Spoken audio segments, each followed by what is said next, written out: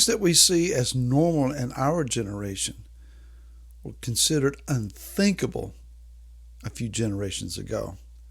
Hi, this is Barry Phillips with 10-Minute Torah, Day 3 of Mishpatim, continuing today in chapter number 22. It's in this chapter that we find a command that says that we are not to allow one who is a practitioner of witchcraft or a sorcerer to live. From the Breslov movement, Rebbe Nachman gives an example that I find very interesting. He describes a prankster who approaches us and he has his hand closed, holds it out to us and asks us the question, "What is it that I'm holding in my hand?" And then he runs. The inclination is for you and I to pursue him on the quest of finding out what is in the hand. Now, the closed hand that is offered to us with the question, what's inside? It gives to you and I the thought, I'm discontent with what I do have. I'm missing something. This is the whole ad industry. We sit and watch television and a commercial comes on and it's a product of some sort that it's presented in such a way as to create within us a realization, I'm missing something. And what I am missing is portrayed on the TV screen. Now, of course, they use glamorous people or some sort of presented imagery and personality that, man, I want to be like them. I'd like to have what they have. And the power of envy and desire rises up within us, and it's compelling us. We got to go and get a hold of that. That might be the reason that some of our fast food restaurants are now open to midnight or later. We see the commercials. The burger looks great. We jump in our vehicle and we rush to Wendy's to go through the window there and find the meeting of our need. Such is the created desire within us. So we return to the prankster with his hands closed, asking the question, what do I have? We chase after him until we grab them and force their hand open, and we find that there is nothing in the hand. It's all a ruse. It's all a trick. Such is the activity of sorcery and witchcraft. It's a sleight of hand. It is a production of smoke and mirrors.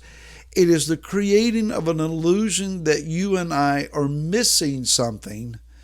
And unless we delve into that which we are missing, we're never going to be complete. Now, before the ad came on the TV, were we hungry? Before the prankster held out his hand and asked the question, were we discontent? Was not life good? Is it not possible that you and I can bypass what is offered to us as if we're missing the greatest things in life and continue on living quite productively, quite effectively? Do we have to succumb to everything that is held out to us? Certainly, an ad campaign is at one level. Witchcraft and sorcery, however, seek to cost us our soul, the righteousness of our spirit, in exchange for that which we have been convinced that we now are missing. To play the game of sorcery and witchcraft is to delve into an arena that Yah says is forbidden to us. We are not to consult the dead on behalf of the living. We are not to peep and mutter into darkness in order to seek to find light. There is no light in that darkness. We are not to research the lies of other beliefs and religions in order to try to find truth in our own. Again, it's sleight of hand, it's smoke and mirrors, and it's all deception. The root of all of this comes down to, again, asking the question, why are we discontent? What is the greatest guard, protection, firewall against sorcery and witchcraft? I ask this because at our day, we're being entertained by these things. Again, what was once thought unthinkable, unacceptable, has become mainstream and very much acceptable. We have pushed the limits of horror and terror and fright as entertainment from such things as Frankenstein and Dracula in my early days to now we're being entertained by real demons captured on video. Movies that are designed to take you into the macabre, into that which is possessing of us. What is our safeguard against these things?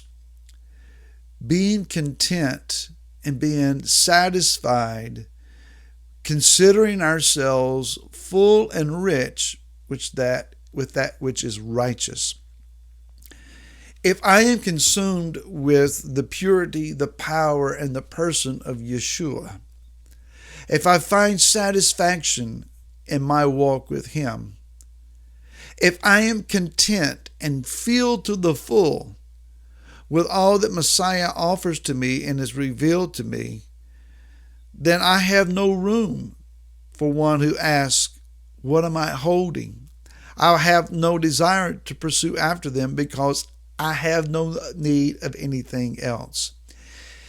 It's when you and I feel like that we have to add to Yeshua. It's when you and I feel like that we have to add to the power of the Torah and the promise of His kingdom and our inheritance, that we begin to create a void inside of us that can only be filled with by that which we lack.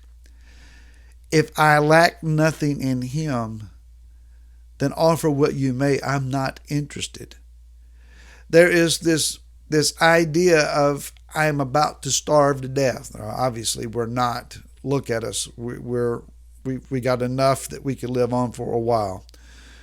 But there's this mindset in us that comes about when hunger pains strike our stomach. I'm about to starve. And so we envision a plate full of food. We get too much. We set it out on the table and we consume until we are beyond capacity.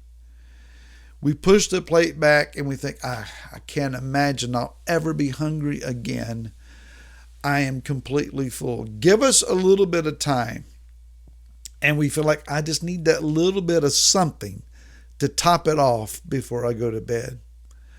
How is it that we could go from the place of being completely filled to the brim to where now we have an emptiness that has to be filled again? Well, number one, we get addicted to the feeling of being full. That is lacking nothing. Without realizing that our body has all that it needs for a good period of time. This feeling that if I'm not experiencing great nuggets of insight, if my mind is not wowed by something that I see in Scripture, if I have truth, but I haven't really digested it very well, but yet I'm looking and lusting after something more, adding on to, I'm always going to be in pursuit of something. Not realizing that my spirit is full. It just needs time to digest what I've already taken in. I'm growing. I'm maturing. I'm benefiting. I'm extracting spiritual power and ability from that which I've already received. Why get up and run after something else? Be careful, my friend, what you lust for. Be careful what catches your eye. Be careful of the doctrines that seek to entice and offer to you the understanding you're missing something. You need to pursue this. It's what you don't already have. In Messiah, we have all things. In Yeshua, we are full and complete. May you find fullness in Him today. Until tomorrow, shalom.